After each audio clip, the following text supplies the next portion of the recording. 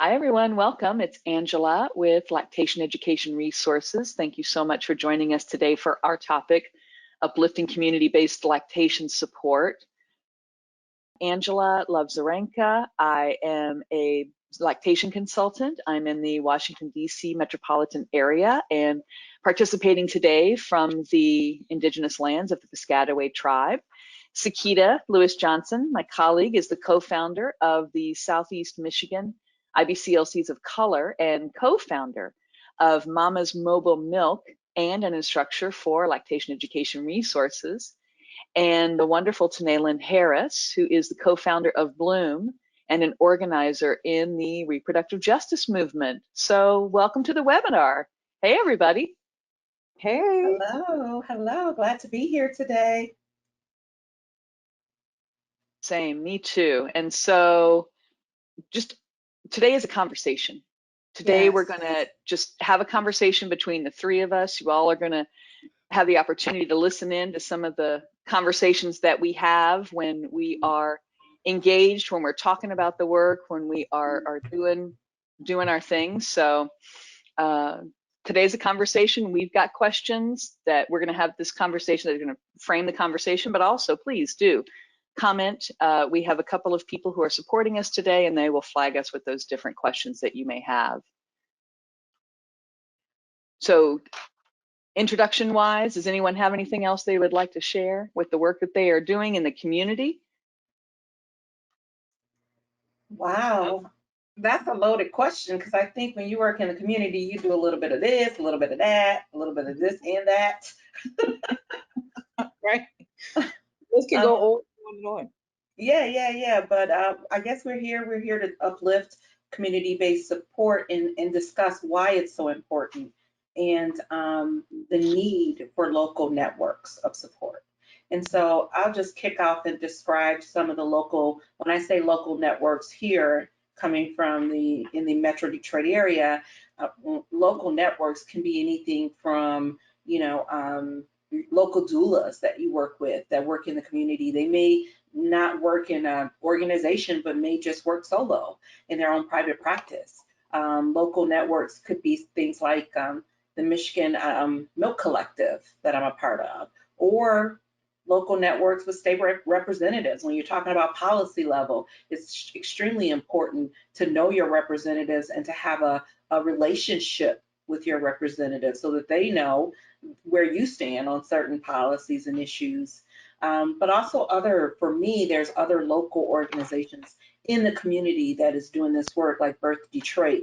Also a part of the beloved community initiative here in my area. So when you think about community and local networks and community-based, I think it's important that it's not just all one thing, that you're bridging the entire holistic community, because all communities have unique needs, and those in that particular community know what their needs are, and for the most part work hard to meet the needs of the community. Yeah. And Sekeita, I think exactly what you're uplifting is really what it means when we're thinking of reproductive justice. Like, it's the intersection of all of those things. Inequities in school is a reproductive justice issue. Unemployment and underemployment is a reproductive justice issue. And so, like, the wheel just continues to go. So it's like the more that we build out our ecosystem and we work collaboratively to really try to fortify our communities and work together and nurture one another. You mentioned beloved community. It's like, how do we ensure that people have the things that they need access to, and they have the things that they need and the things they want and they desire? And so that the more that we are building together as opposed to operating in silos, the fragmentation oftentimes, as my partner says often, is fragmentation leads to duplication, and duplication leads to wasted resources, time, talent, and treasure. And so when we know who each other are, when we're trying to make and collaborate together to nurture our communities and our clients in all the ways that it looks, it really starts to really create that beloved community and the ways of transformative change that we need together. Yes. And today you are doing some transformative work in Baltimore, really, and that's what really brought us all three in this space together. And so I know that that you're interested in bringing more certified breastfeeding specialists into the local network. What was your vision behind this? And as we're talking about community, why was it important to the local network in Baltimore? Yeah, I mean, I really we have to kind of go to the story of how we even started. And so at the time, it was Nancy McAuliffe, who was at the time the president of the Maryland Breastfeeding Coalition, who had approached us. I think it was like early 2019, and was like, hey, I really want to see how we can work together. I know you're in the reproductive justice world, you're part of Black Mamas Matter Alliance. How do we start to find ways to collaborate? And so we knew from the work that we have been doing at the Bloom Collective, which is literally like a network of birth workers and root workers and healers. We have a certified nurse midwife, we have a psychotherapist, we have postpartum support, infertility support. One of the things that constantly came up for us was lactation. And we knew in some capacity we wanted to be a part of it. And we knew that the numbers were pretty small when it came to Black or folks of color who were IBCLCs, who weren't just working within the institutions, but who were actually community-based, who had relationships with communities. And so we wanted to find ways to do that. And so we had that conversation with LER. That was like the bridge. And at the time, Sekeita, you were coming on board, and we were just like, how can we make this happen? And oftentimes we have to also know the historical and contemporary analysis when we're thinking about supporting our communities. And so, yes, you know, there's folks of African descent who live in the Americas, but then we also have folks straight from the continent of Africa, folks from Jamaica, where there's different ways of understanding from a cultural humility perspective. How do we understand their ways of being and being able to support? And in a place like Baltimore, and I'm catching myself, I've been in Baltimore for a few years. I'm saying the W instead of Baltimore, we say Baltimore. Yeah. Yeah. Now you're really embedded in community now. Yes. Yes. Yes. Yes. I hear that. Right. But it was folks really, particularly, you know, the reproductive justice movement, as we're learning more about Black maternal mortality and morbidity, it is uncovering those stories and those otherwise ways of being and becoming. And so folks were saying, like, I want to be able to support. I have a direct linkage to my own experience of nursing and lactating my little ones, or I have a sister or a cousin, and I've been wanting to help folks, or I see so many more people who want to formula feed as opposed to breastfeeding, and I would like that initiation to continue to go on. And so from like that collection of stories and hearing from people, folks were saying lactation is really one of the realms that they wanted to go in. And so we wanted to find ways to be able to make that happen. And, you know, we're talking about collaborations, like it was a unique collaboration for us, you know, to be able to work with LER for this.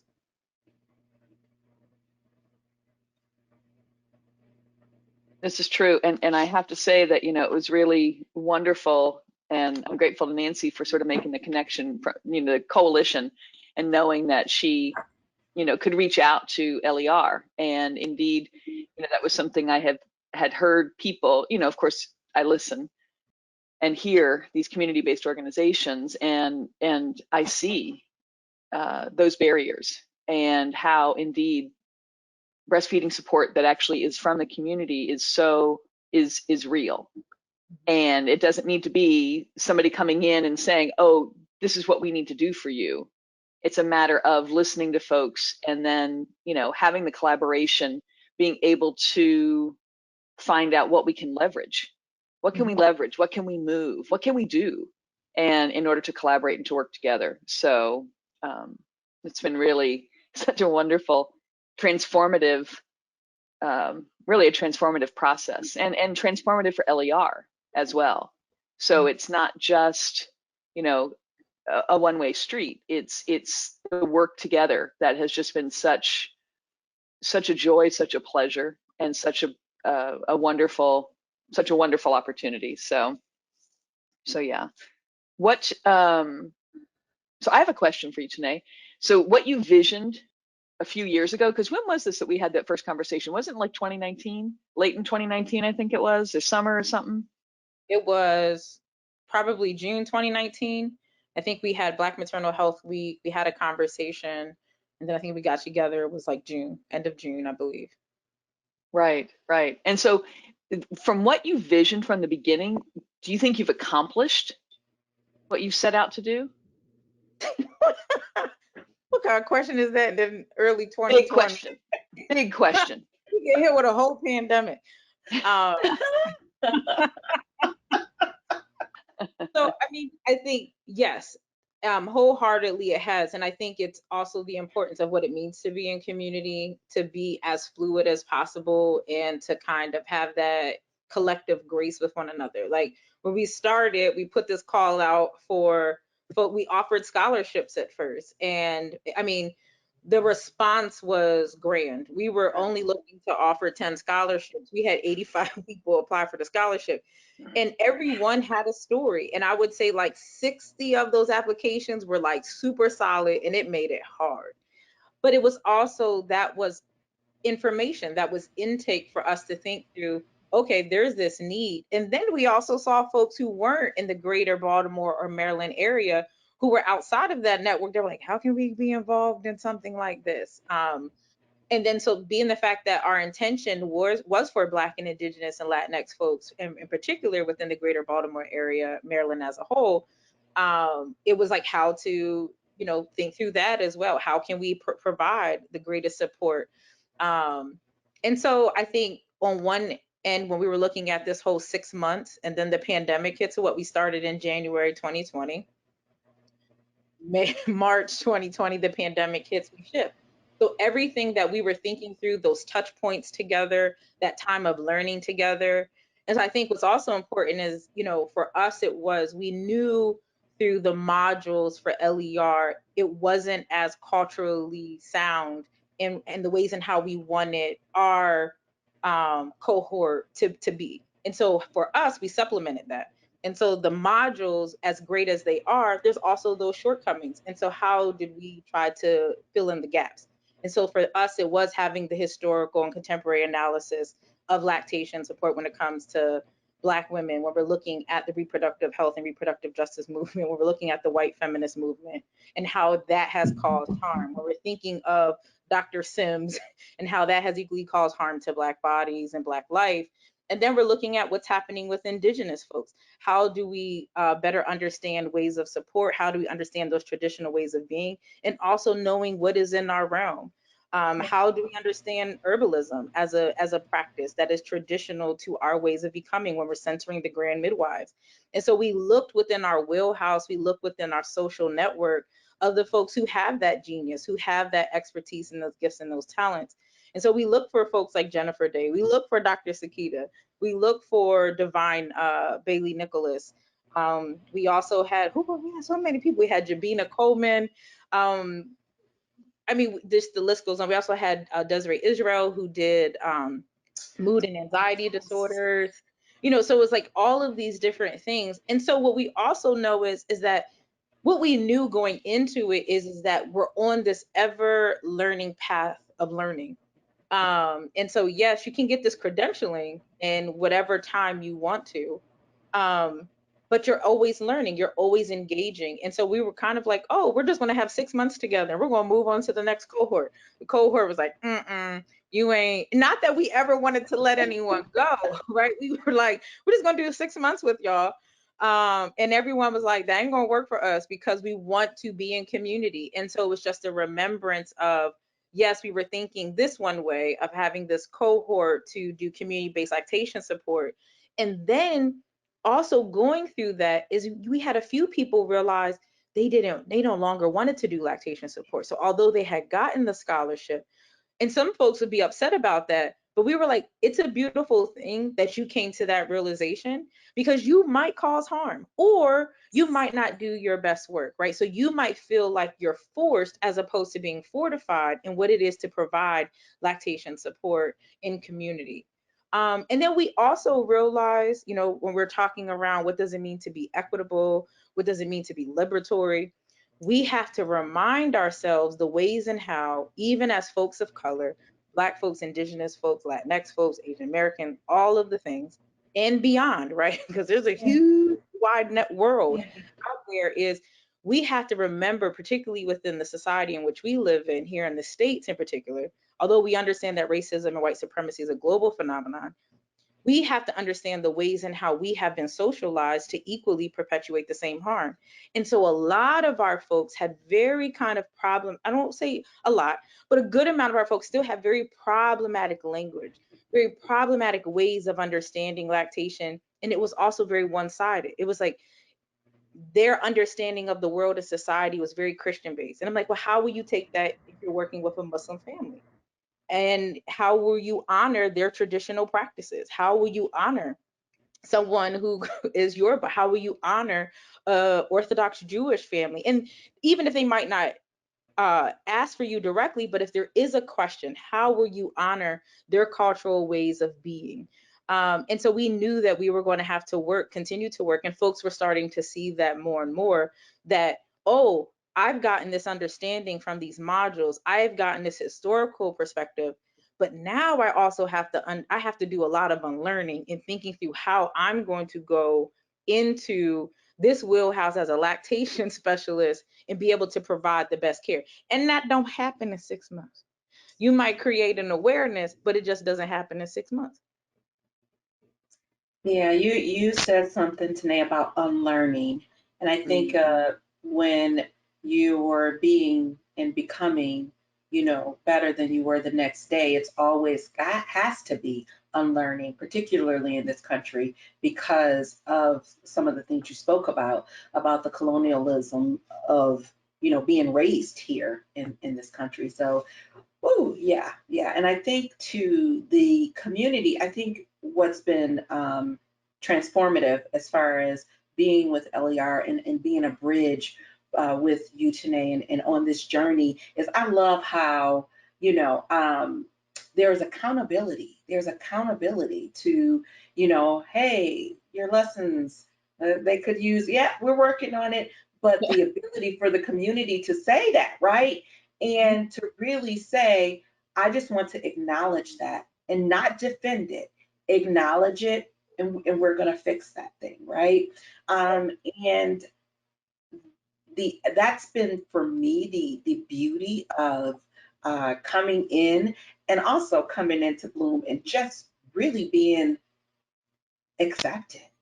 Like, coming into y'all space, I was like, okay, I'm a little like, I'm in the Midwest based, but just working with folks who really want to genuinely serve. And then having folks say, no, this ain't for me. I love that. Like you said, I love that. Just be authentic so that we know that the folks that are in the community doing the work are people who really and truly are going to do the work because that's where their passion is, that's where their heart is. And so that your community will be taken care of because there are folks that are cultivated that know what this work really is. Yeah. And I think for us, it was also the ways in how we had to realize our own shortcomings. And so, although we came in wanting to have certified breastfeeding specialists, although we knew or felt like we had a better understanding of what it meant to support LGBTQI plus folks, we realized that there was a shortcoming for that. And so, how do we then go into the wheelhouse and do our work? How do we ensure that we're supporting families with disabilities? And how do we do that work? How do we bring folks in the network to also help us learn and uncover? And so I think all of it, like if we go into this work of thinking we have all the answers, then that's where we fall short. I think we get so caught up in like wanting to be expert. I'm like, you're always on this path of learning. Are you really an expert? Because things are ever changing. I remember meeting someone in the midst of COVID 2 months after talking about their expert. How are you an expert on this new thing? I don't even trust the fact that you said it. And you want a top-notch institute. Like, I prefer you saying we don't have all the answers, but we're doing the best of our ability to be able to mitigate and to support. And so when we started having these conversations with LER, like we went into that. How is there a level of accountability? How can we hold each other accountable and help to uncover, right? So we knew kind of, how this was coming about. And when we talked to both Kira and Angela, it was, yes, let's work together to be able to try to mitigate so that we're working together. So when we're thinking through being able to provide lactation support, how are we doing it to the best of our ability? And not just us, so many other folks who are reaching out and sharing, their ways of how wanting to LER to be its best self, so that we can really start to develop the deep and critical mass that's needed to be able to do community-based lactation support. I think all of that's really helpful. And I think it also may be helpful to understand that, when we first started having those conversations, we were talking about sort of like this hybrid model where students would get most of the training online, and then we would have like a 1-day in-person clinical day in order to help with different clinical skills and to help to shore those up and everything. And as you said, the pandemic just turned everything sideways. And so, we needed then to flip it and have people watch the clinical skills videos that we have. And again, Tanay, that took some, contextualizing a bit, because it wasn't the same at all.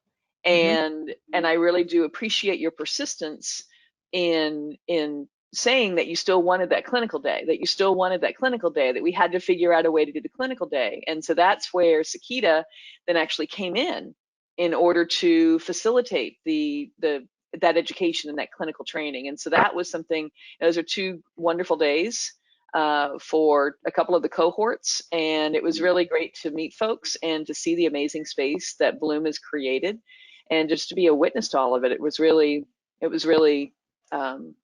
very.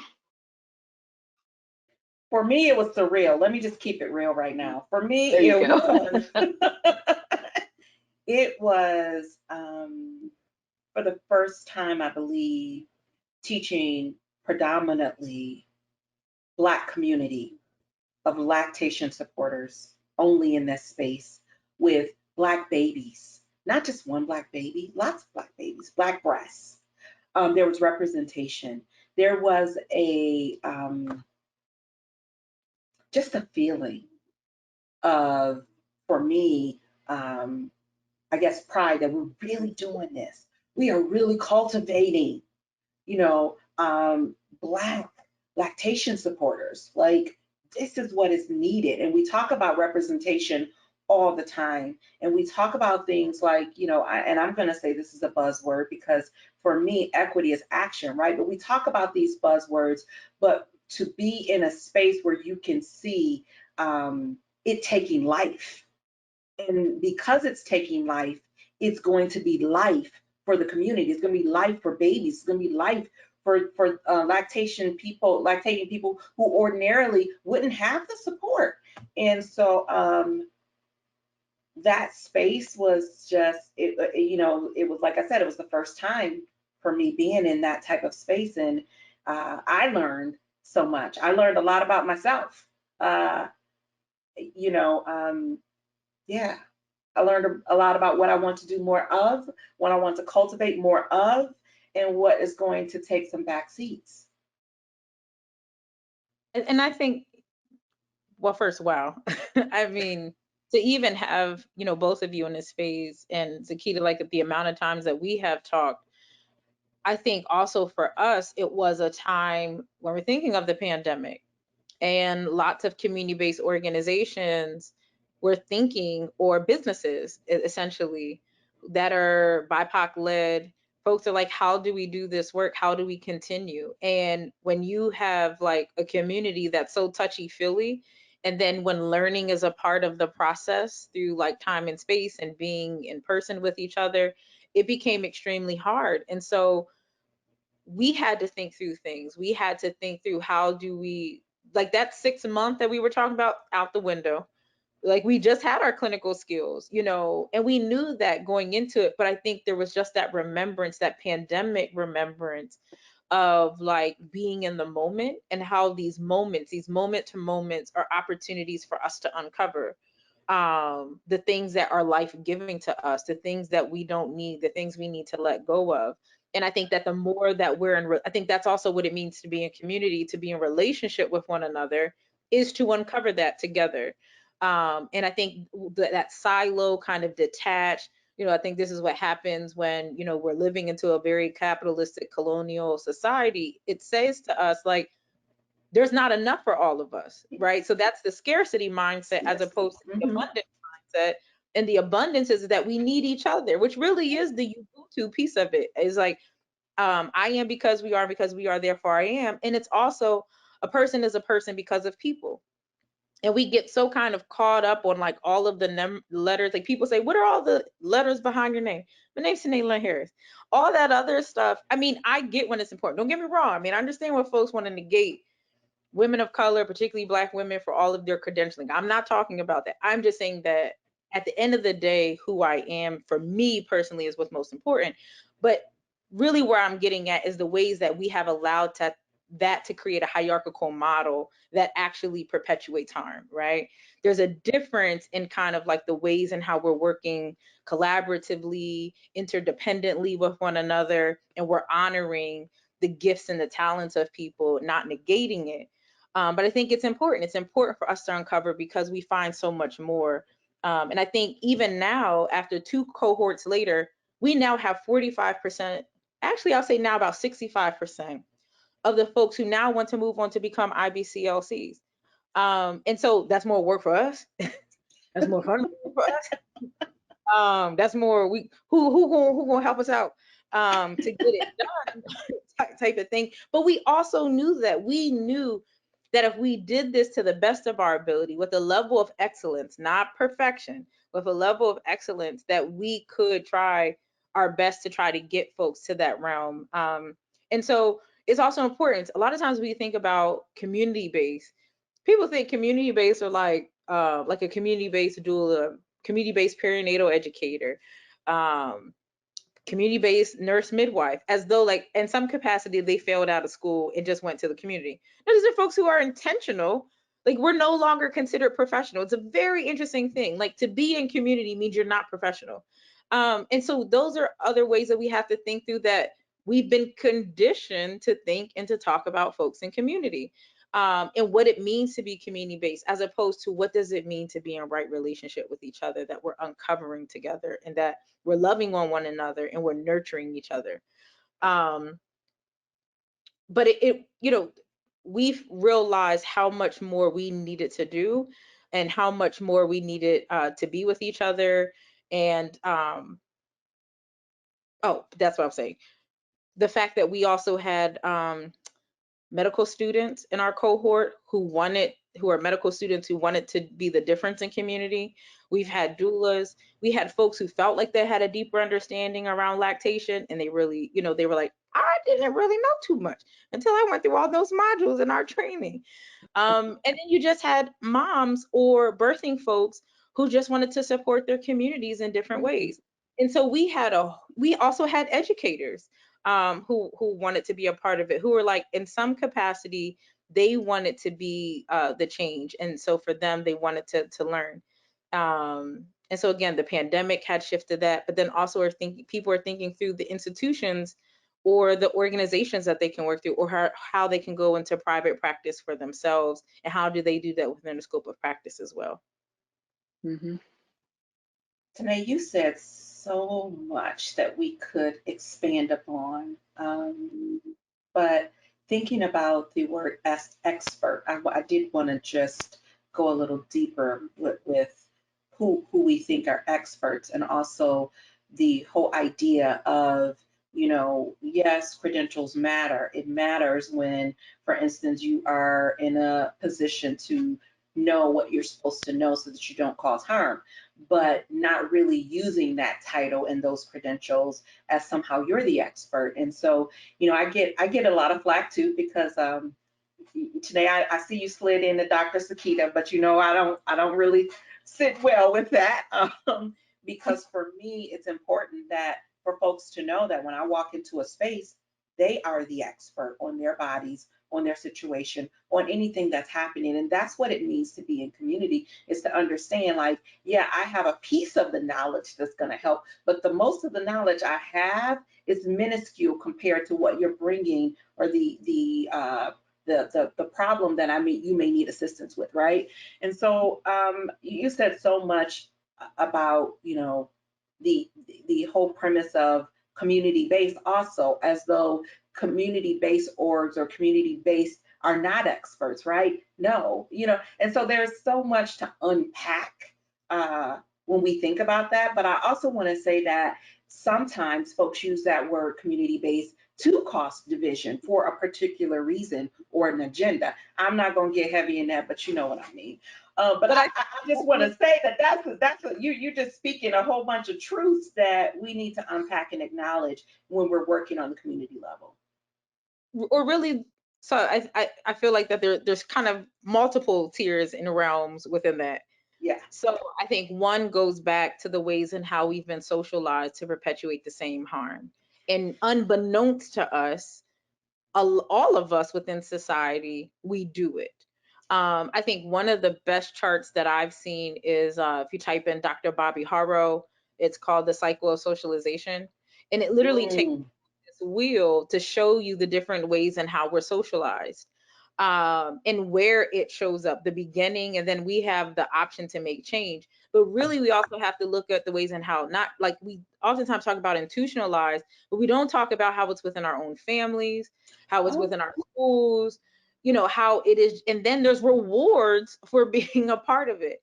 And so this is what happens when you're not really in community, is that, there's something around eldership, or people who will have you accountable. Sometimes when people say like, oh, this person is out here doing this, this, and this, and they ain't got no elders because ain't nobody checking them, ain't no one helping them get right on the right path. And when you have elders or people who will hold you accountable, not your yes ma'ams, but the people who will actually say to you, you've done this, and this is how you must atone for it. And you must atone for it within yourself. And then you also have to atone for it to the people that you've caused harm with. Like, that's what it means. That's transformative justice. That's restorative. And there's so much more to just those words, but how we do it. But also the overusage of community based in general. Folks gravitate to people who are more palatable to them, who are in community, but who also don't have another way of understanding the world. They don't think that racism is a lie. They don't think that there's all of these barriers. And so they become like your yes ma'ams and your no sir, your yes ma'ams and your yes sirs, as opposed to folks who are really trying to be transformative. And my partner, I'm going to say my partner again, but oftentimes we talk about do-gooders versus change makers. And a lot of people just want to be do-gooders, and that's enough for them. And that's okay. Like, we want to do good in the world, but how are you actually creating a mechanism for change that changes our mindsets, that goes beyond the status quo? Elders would always say the status quo reaches to the top first. And so we get excited by the status quo, but we never really challenge it. And so we see them rising to the top and we're like, well, why can't I be more like that? And so there's so many levels into what I feel like you're saying, Sekeita, but I think I knew when I was saying it that there were so many levels, because as you were talking, my mind was like, right? Okay, but I'm going to get us back. We're talking about community-based, because that, that did take us off our cue. But it's a part of it. No, I don't think it took us off cue. I was just saying that's a whole conversation in itself. Yes. We might have to have a part 2 of this. Anyways, but imagine you spearheaded another community-based organization, or well, imagine someone came to you and they said, we want to use your model. What advice would you give them? What would you say? Lord. So, people will say, Tanay, how are you an organizer? How do you organize people? And I literally, like, I don't know. It's literally like a skill set that you have that you can't talk about. But one of the things when I sat down and thought about is it's literally my cultivation within the Black church. That it's really like the food and the fellowship. That, like, how are you feeding people actually, and feeding them, and like we're nurturing each other and nourishing each other together. That I think it is that, how are we sitting at the table and being in right relationship. But I think one of the first things I would say is, like, what's kind of going on in your community? What got you to this point of feeling like you want to do lactation support? Do you feel, what are like your skill sets, and then what is needed in community, and who are the other folks who have the skill sets as well? Like, I would kind of start there, but I'm into stories. I'm into getting to know who folks are. Like, it's through time and space. It's your location. Like, organizing in one place isn't going to work in another place. Like, I'm also a part of what we call Black Movement Law Project. And so in the midst of uprisings, how we were organizing in Baltimore was not how we were organizing in Cleveland. It wasn't how we were organizing in Baton Rouge, because we were taking the leadership from the community. And so really it would be how to support folks. What is it that you're seeing? How can we fortify your skill set? How can we leverage? How can we bring in greater capacity to support your vision? And I think for me, that would really kind of be like my approach. But I definitely think that sometimes people jump into doing a thing without really making a holistic assessment of if that is even needed in the community. And then you see that because oftentimes folks are fragmented. And so when you're able to make greater connections to folks and see what's going on, and what is needed, then I think that's when you're able to really have a more holistic approach to the work. I was gonna What? say, oh, go ahead, Angela. No, go ahead, Sekeita. No, you go. So I'm curious, that's really helpful to know. And what have you learned though that you wish you would have known kind of going into it, right? Like what are those things that you were like, ah, really wish I would have done that? The pandemic. Right, Everybody says that. Yes. right. I just, what was one of the things? I think I wish for like a few months we had extended ourselves, or we went into it with the mindset of grace. I think we, for months, may have like caused high levels of stress internally that no one else knew that was going on. I think it would have been great to do some more like pre-tests of understanding where folks were. I think that would have been great. Um, and I think that would have helped us get a better idea, because we somewhat knew where folks were, or where we thought they were, right? And so along the journey, which I also think is important to be fluid, is along the journey you're uncovering. But I think some of it, if we would have done more of ready to getting more into knowing people. And that's another thing I want to hold myself and us accountable to, is I don't know if we did as much community cultivation from the very beginning that is very much what was needed. I think we thought we were doing that community cultivation by bringing us together. But in regards to really knowing who a person was and who people were, um, I think we missed that. And I think we're kind of seeing the ramifications of it, where now we're kind of coming full circle, where we're now doing that a year and a half later. And so that's definitely one thing I want to hold us accountable to. I don't think we really got to the roots of who someone was. I think we got names, we got pronouns, we got if you have children, you don't have children, where you work at. But really getting to know folks, to help kind of uncover those stories, to be vulnerable and authentic. I don't think that we really did that. I think we definitely came in as though we're here to kind of give you a skill set, and to get to know you a little bit, but I don't think we did it in the way that, as much as I talk about it, we missed that step wholeheartedly. I would agree, actually. I would definitely agree with you in that, there were times, like you said, when we thought, because one of the things that I think stays with me was when the pandemic started.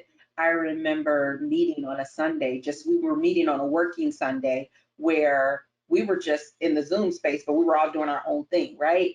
And for me, that was, as an introverted person, I was like, oh, this is cool. I like this, right? This is the way I relationship build or have a connection to folks who are really in proximity, far away from me, right? But sharing of myself and ideas, I did that, but I did that in more of a professional role, right?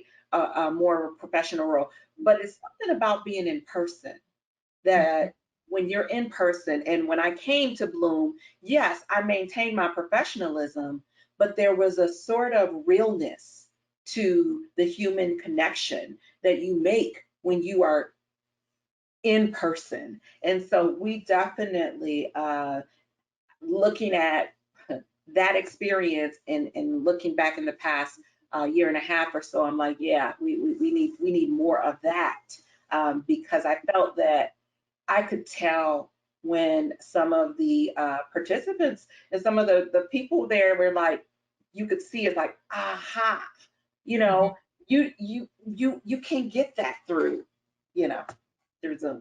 So yeah. The virtual piece was hard because it's like, you got the pandemic, as we all know, and then it was shifting virtually on top of dealing with real life issues. And so one of the things that we went into wanting to mitigate was childcare. So we had already planned for childcare for all of our sessions, where we have a community center around the corner from Bloom where the children were going to be. And then now we're expecting parents to also be, and when I say expecting, it was like loosely, like you didn't have to be on the video for, we just wanted you to participate. But when you don't have kind of that brain capacity to kind of be away from your children, to kind of be as present, that was a thing. And then when you're exhausted and you literally just want to be like this, that's real too. And so then that also creates a bit of a breakdown in kind of the relationship. And not that folks don't want to be a part of it, right? And Angela, you asked the question of like other things we would have done better. I think really spelling out the scope of practice. I think as much as we gave that sheet, I think it was like really going over that and really showing folks how it comes up, because that was like an ongoing thing. What is my scope of practice? What is my scope? Like, you didn't give you the sheet. How don't you? But it was, it was like we really needed to know what we needed to know. And so something about wanting to do something in community, to be intentional about that. But there was so much that we ourselves did not know. I definitely feel like we're so much more better suited for it. And I think everyone has to go through that test. It's like you always have to kind of like learn, but there was something extremely important about being able to go through that journey to be able to uncover. And that in-person piece definitely created a little bit of a disconnect to a certain degree. Yeah. So I want to chime in, particularly speaking about the benefits to the community, because that's why we do this. We do this for families. So what have you heard from families, after having the cohorts? Like family members who have had our folks from our cohort. Yeah. Has it impacted? What impacts have you seen to the families in your community? Yeah. So one of the things that we have seen more deeply, just beyond lactation, has been the ways in how folks have better understood how you can support. I think it can come across like it's so heady to be a birth worker, to be a care worker, that you're like, I have this like protocol I have to follow. And you do need to work within your scope of practice. You need to understand what it is that you don't know, but also knowing what it means to just simply be with people, right? Sometimes it's that phone call of support that people have been leveraging. But we have also heard from other folks who have shared from their new clients of like, this was so beneficial to just have someone encourage me, to have someone sit with me through telehealth or even just on the couch. Of course, with PPE and all the necessary protocols, but to tell me that I can do it, and to also not force me to go at their pace, but to go at my pace. One of the things that I always appreciated, my friend Norma, who also is doing a cohort with LER in Lancaster, Pennsylvania, is that she tells people like, what is your goal for the day? And focus on your goal for today. And oftentimes we're thinking, what's your goal for the week? What's your goal? But I think something around what's your goal for the day and taking it day by day is extremely important, because that's an easier thing to kind of, because we get so far out. But I do think that the more that we've heard from folks in community has been just to be able to have that level of support, to be able to have that level of connection, and folks to feel more secure in their skill set has been greater benefit to folks within community. So.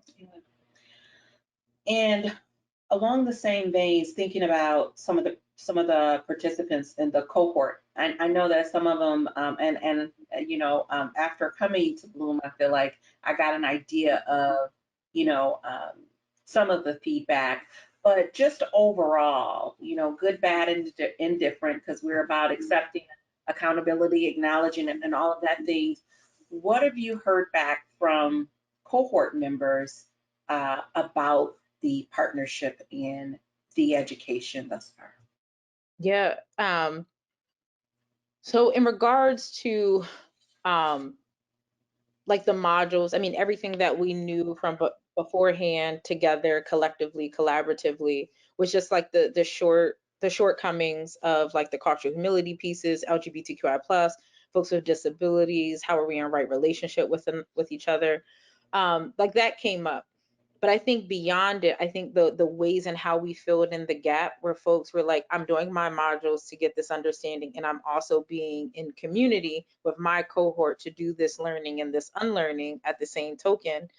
That was one thing. But when we came together to do the clinicals, it was literally like there was an emotional response because one, I think just how we've been physically distanced from each other, that was one thing. So to be in a space, and as much as myself, Stephanie, Desiree, and Amber have been intentional about curating Bloom as like this literally safe, brave, and bold space, people felt that, but they felt it amongst each other. And so now that you've curated this space, folks are like, I feel nourished in it. And then it opened up the portal for them to be able to gain the skill set, to understand and to learn.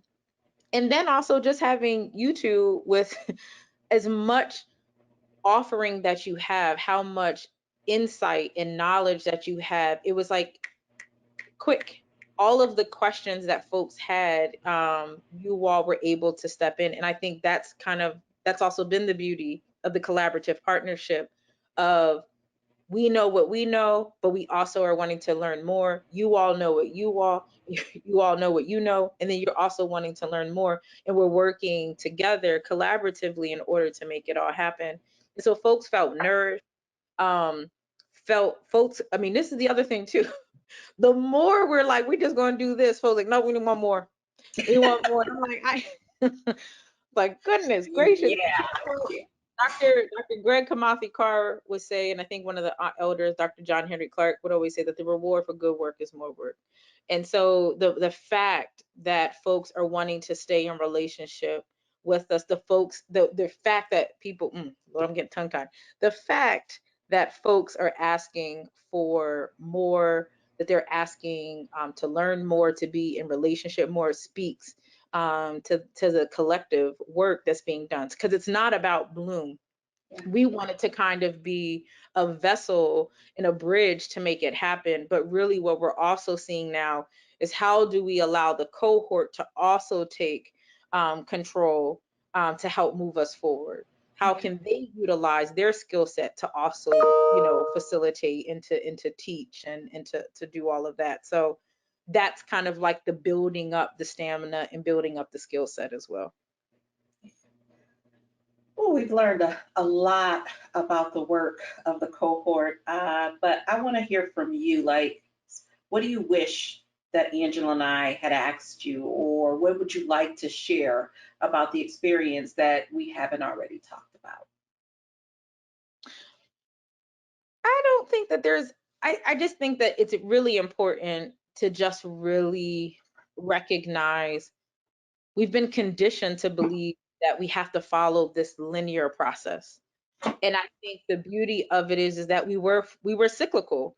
We were cyclical and that we were fluid through time and space to be able to make it happen. And I think the beauty of it is that when you're within this ecosystem and relationships are established, social networks are established, we knew that when something came up, we were like, rapid response. Like in the pandemic, formula was a hard thing for folks to come by. And Angela and Sekeita, what we had a conversation, how are we going to help folks with relactating, right? And that becomes a thing. That becomes a conversation. And LER jumps on it and gets all the information out and all of that. And so I think I don't know if there's anything I would say, because I think it takes away from the importance of what it means to be together, to collaborate, and, you know, to not think of the path as a linear path, which is a very kind of like dominant culture way of being.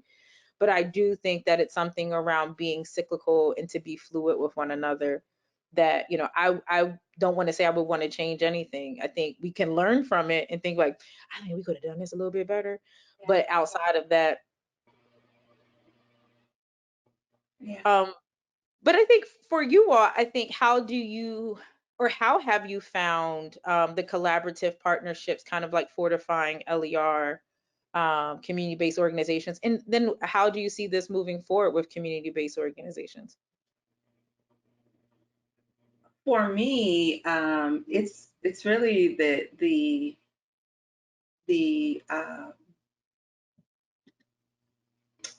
the work that is being done at the community level. For me, it's fortifying just to be in this position, to be able to serve, and for Black and Brown folks to be able to see, okay, yes, we have clinicians. We have, I'm not going to call myself an expert, but I'm going to say I'm highly knowledgeable in what I know and will tell you things that I don't know, right?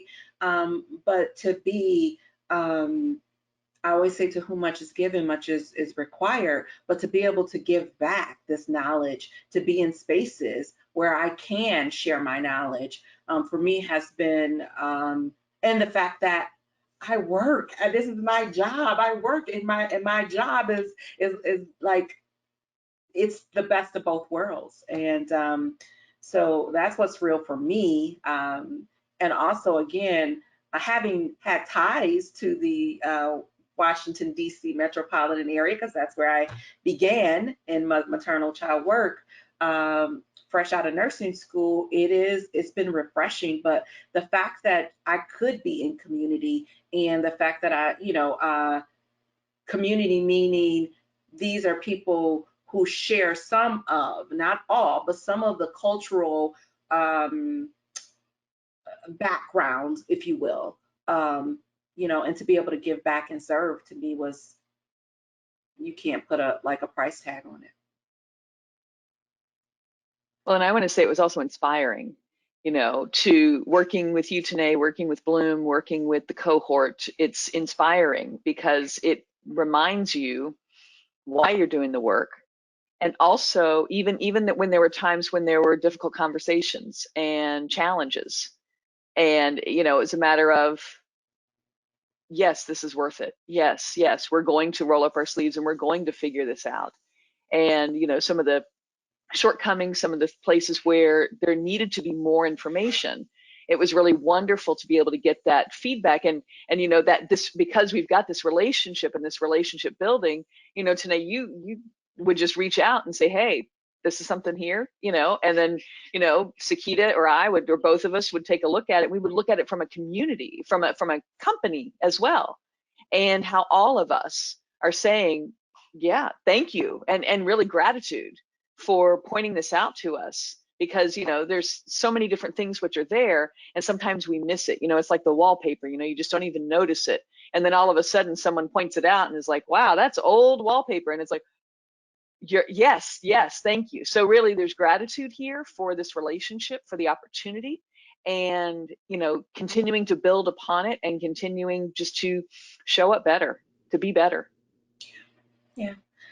Yeah, I was gonna say too, also, I think the other thing that I got is, sometimes, and this is what's real, you can get jaded yourselves. I can be jaded when we think about, on a community level, some of the things some of the harm that I've seen. I'll put it like that. But I think what was like so refreshing to be able to cultivate the relationship with Bloom is that to see the authentic work that is being done. And when you say the word community, you mean just that, community in a holistic way. And some folks mean community, like you said, in these little silos. Well, no, you mean community, in I'm taking care of my community, like overall. Mm-hmm. And so that was also refreshing. It really restored kind of some of my thoughts about loosely how certain language is being used um, to stratify sometimes or to divide, but how that same language could be used to unify and to be able to see communities being unified after being colonized for so long is refreshing. Yeah. One of the things that comes up, some people think, or I think about when we're doing this work is, can't remember the entire name, but it was an elder who wrote a paper. And I believe it was like Dr. Cambino. I'll try to find it. Maybe we can add it later on. But essentially, what he's talking about is how intellectual work should never supplant the activist work and how it's important for both of them to go hand in hand. And then I also think about Dr. Daniel Black, who's down at Clark Atlanta University in Morehouse.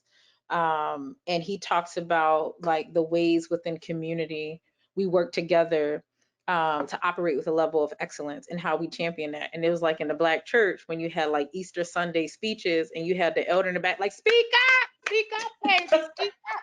That was a preparation for your excellence. Like the folks in the back telling you to speak up, to project your voice, and how, so it's the very much of the same thing of like, we want you to be kind of like, we want to be that support. We want to help be that anchor for you to operate within that level of excellence. And even if we don't have all of the answers, that how do we also work with the other groups of people or within our social network who equally want the same thing, and how does that fortify the skill set? What does it mean to just want to be a birth worker and you've took a training for a few days and that's it, and you haven't been underneath some mentorship, you haven't been in a community, you haven't been in a cohort, you're no longer ongoing this learning journey, but how are you ensuring that you're operating with this level of excellence, and how important that is? And that's really so much of what we've always wanted to do within our work, is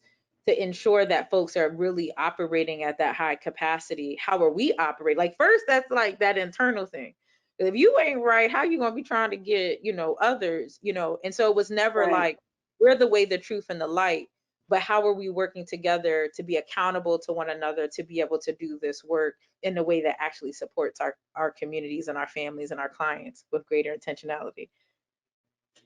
And those are two words that I want to just uplift and amplify as I hear you speaking. It is accountability and intentionality. Both are necessary, right? And it's been a pleasure doing this work with with intentionality, to make sure that we meet folks where they are, what they need. And I think, Tanay, one of the other things that I want to just say about how I've seen Bloom work is you would do an email blast like, what do you need? Or this is what we're thinking. Is this okay? I mean, really always going back to the cohort and seeking out what is it that they are saying they need, not what we might think they need as education, but what is lacking. And so I just want to just amplify that as well, the intention that it takes to really individualize that. That ain't always easy work. I have seen it. So. But no, I mean, just in the sense, and I know we're coming up at time, but as a facilitator, it is how do we work together and how do we think together?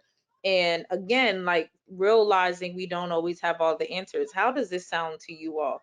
What are you thinking through this? And I think again that goes to the fluidity through time and space to be able to try to meet the needs, because what might be going on in my life and how I'm thinking, even as creative as I might think, it might not be what folks is really into. Or it could be the catalyst that collectively helps us think through, yup, that's exactly what we need together, but no one wanted to be the person to say it. And so yeah, it is literally like that co-creating that I think is one of the pieces that's most important. And I think when we allow for that space to co-create, we really start to see, the capacity of it all. So. Whew. We need more conversations like this. Someone is already asking for a part 2 and a part 3. Okay, so Oh, goodness. I would agree with that. I could just sit and, again, Tanay always inspires me in the work that you're doing as well. Is just wonderful. I always take notes whenever we're talking. So, because I don't want to miss a thing. So thank you, Tanay. Thank you so much for joining us today and for Absolutely. being a part. You see a question? I see a question from Whitney, and I know we're at time, but Whitney says, I'm a Black IBCLC in Tacoma, Washington. A barrier I am running into in attempt to serve families with lower incomes is being able to work with a bill state insurance. I do have a sliding scale and try my best to work with families. Any suggestions? I know every state works differently. I know I can speak for more of the sliding scale. Y'all can take the insurance piece. We'll go on the sliding scale. Go ahead. So Whitney, like we do a lot of the same thing, and I don't know what your sliding scale model, and so you probably have already thought through this, so please excuse me. One of the things that we had to think through were the ways that we are, one, setting a standard for what it means to do this work, because oftentimes as Black and brown folks, folks of color, the idea is that everything is just always supposed to be for free and community. I think we have to create those mechanisms to ensure, as Jeannie Joseph always talks about, that there's no barrier for you to be able to get the holistic standard of care that you need and you deserve. And so one of those things is like our tiers is very much of like, let's say childbirth education, it's 400, 300, 200, 100, pay what you can. There's no questions asked. You don't have to fill out a form to prove to us why you need it. As Adrienne Marie Brown says, when you trust the people become trustworthy. Yes. And so like for us, it has been that how do you set the standard for how much this can cost? And then how do you provide the space for the people who have diverse economic abilities, right? When oftentimes when people see zero, even if they got the money, by human nature, they're gonna hit that $0. But when you kind of help kind of usher that a bit, but I think it's always to ensure that you're well taken care of in the work that you're doing when you're offering a sliding scale, and that you help kind of cultivate and set the standard for how much this work actually costs. Okay, so I will just take us to the billing aspect of trying to build, I guess, insurance from, I guess, Medicaid standpoint, is that takes some activism. It's going to take some learning what's happening in your state, figuring out who the stakeholders are, who else you could go to the table with, but know that that CMS, and I'm just going to put this out there, that CMS does have provisions for preventative care. So means that you don't have to have a license, like community health workers can be reimbursed, right? So it really means understanding what other states are doing, and comparing what's being done in your state, and if there is an infrastructure that is already there. And what I mean by infrastructure, let me give you an example. So here in the state of Michigan, we have something called the Maternal Infant Health Program. And they do have the option to be able to have, to bill for IBCLC services through Medicaid. However, that person has to be either a social worker licensed or a registered nurse licensed. Now, that is not a law, but that's the way it's done here in the state of Michigan.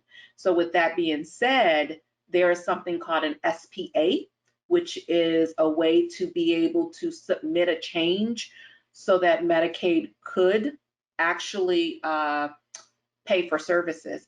The SPA has to be done though at the state level, which could be done, but again, it takes activism. It takes rallying up your local coalition to say this is an advocacy issue. We are actually doing that here in Michigan, so that's why I know a little bit more about this thing. Having sat at the table with our state Medicaid policy people, and being disheartened by some of the things I learned, but also being fueled on how to take it further. So I hope that helps you, but I just wanted to slide that in there, that it can be done, but it's going to take some work, and it's going to take some just keep at it, keep at it. Just like with all advocacy, when we're talking about human milk, there's so much more work to be done. And sometimes we're looking for other folk, and it's like, no, I'm that folk. I'm folk right here. So I hope that helps you. And I think that's the answer here, right? I mean, that's the answer not only to that question, but also the beginning of this whole conversation, right? In other words, you see something and you realize that the answer is in the mirror. And obviously, Tanay, that's what you and the other founders of Bloom did, is we're inspired and realize that we are the ones who can make this change. And I think that's true with all of it. There is not someone who's going to come in and fix things the way you want them to be done. So that's for sure. Well, great. Well, thank you, Tanay, Thank you. for joining us. Thank you, Sekeita. Thank you. And thank you all very much for joining us today. I know we will be having further conversation about this. And if you would like to reach out to us, please do so. Happy to answer any questions that you have. If you're listening to this recording later, indeed, feel free to reach out to us. If you have a community-based organization that you would like to do something in a similar vein, feel free to reach out to us. You can actually reach out to me directly. It's alove@lactationtraining.com. More than happy to have a conversation and or connect you with Sekeita or Tanay or anyone else, how we can support your work. Happy to support it. I would like to ask Tanay, would you like to leave some information on how, or not, but you just wanted to open the door so that if folks were thinking about doing some type of community model, you know. Yeah, for sure. I mean, we've talked to a couple of other folks who've been thinking about it and building up the momentum. So I'm happy to help, talk with you and think through it together. And you can always reach me at it's Tanay, Tanay at Bloom in Baltimore.com. And you can also send me a text or call me 202. No, this is about to go a little viral, but and you can Yes. you're gonna Yeah, I'm about to say, really? This is going on YouTube. Seriously? Never mind. Going on YouTube. Okay, all right, okay, bring it back. Baltimore.com. Happy to be connected to any of you.